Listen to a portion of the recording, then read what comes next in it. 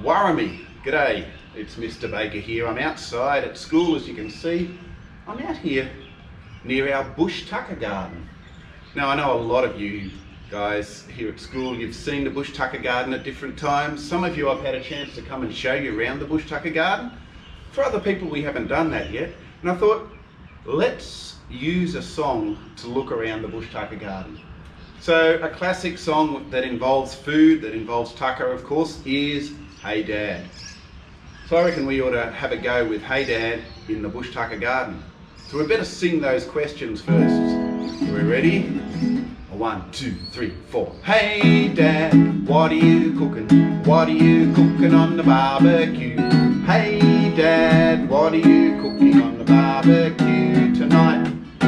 Let's find out. I'm going to go grab this camera. We're going to wander into the bush tucker garden and see what we're cooking. There are a few signs in here today.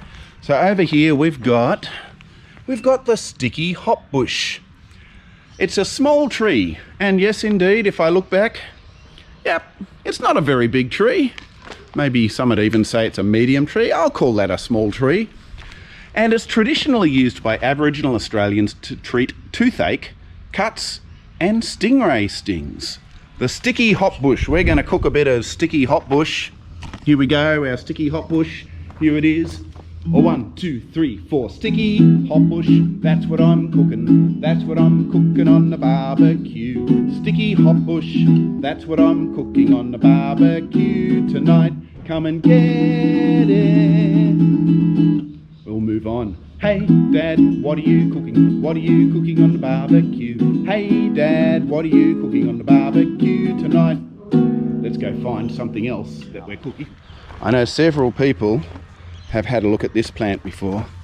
This is our sandpaper fig. Now these lovely leaves on the sandpaper fig, they're quite bright and green, but if you feel them, they're very rough. I guess that's why they call it a sandpaper fig. It's a sandpaper fig, and the sandpaper fig has edible fruit. So sandpaper fig, here we go. Sandpaper fig, that's what I'm cooking. That's what I'm cooking on the barbecue. Sandpaper fig, that's what I'm cooking on the barbecue tonight. Come and get it. We've got to head on. Let's go find something else that Dad's cooking on this barbecue. Let's ask the questions. Hey Dad, what are you cooking? What are you cooking on the barbecue? Hey Dad, what are you cooking on the barbecue tonight? Let's go for a little walk and see what we find in underneath the trees, following the red mulch path underneath the trees. And if you go softly and carefully in the garden, you'll see some interesting things.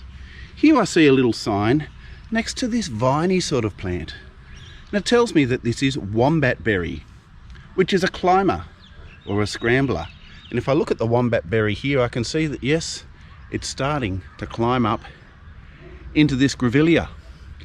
Now, the Wombat Berry, as you can imagine, it has berries.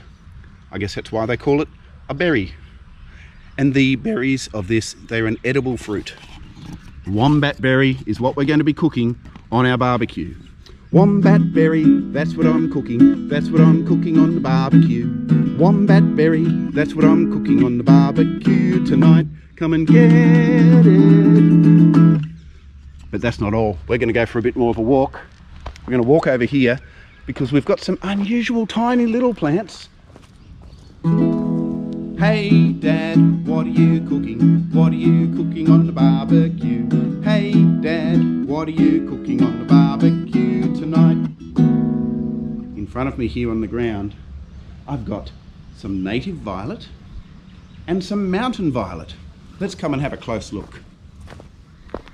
Firstly, the native violet. Now this is one which you might not even notice as you're walking through the garden, because sometimes they're very, very small. Here we have a patch that's a little bit bigger. Small leaves and little purple flowers, purple and white flowers, rather pretty. It's a ground cover plant, and the flowers are edible. And then right next to it, with very differently shaped leaves, we've got the mountain violet, which also has little purple flowers, though you can't see any of them them just at the moment. You can see where some of them were, and there's some flowers going to come out soon. And it also has edible flowers. So I guess we've got here, in answer to our questions, what are we cooking? We're cooking violets, native violets and mountain violets. They're both Australian plants, and they're edible flowers, so maybe we should call them edible violets. Let's cook some edible violets. Edible violets, that's what I'm cooking. That's what I'm cooking on the barbecue. Edible violets, that's what I'm cooking on the barbecue tonight. Come and get it.